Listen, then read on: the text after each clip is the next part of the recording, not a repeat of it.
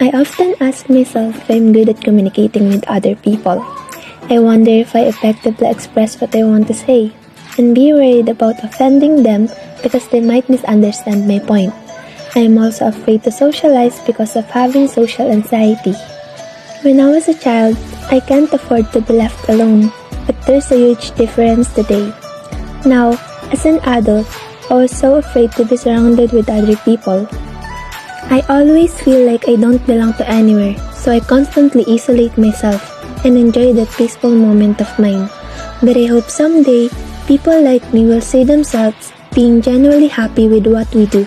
May we finally find where we truly belong.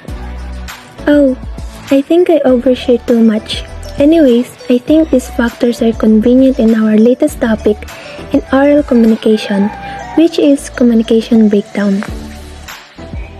I know most people doesn't take communication seriously, so they are not aware that improper communication might affect their image and how people see them.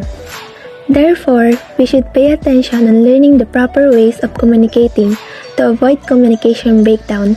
But before anything else, I should define what communication breakdown is, right?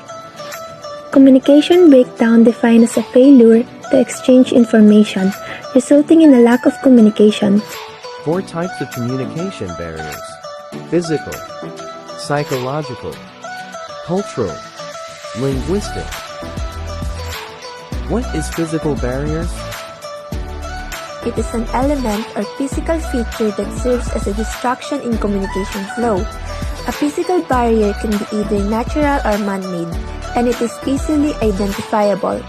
Physical impediments to listening include disturbance in hearing due to thunders, telephone call disconnection, problems in television reception, message not being sent in chat, and etc. What is psychological barriers? Psychological barriers are a person's personal beliefs that prevents him from successfully completing a task.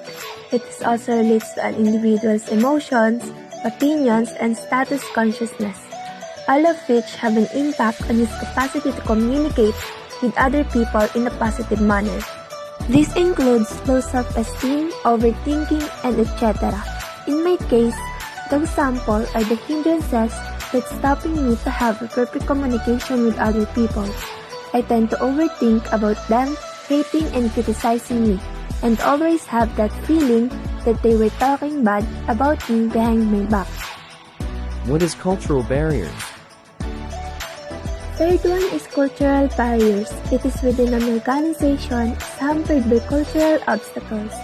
Cultural differences may become hurdles to job success when persons from various cultures speak different language, hold distinct cultural views, or communicate using different gestures and symbols.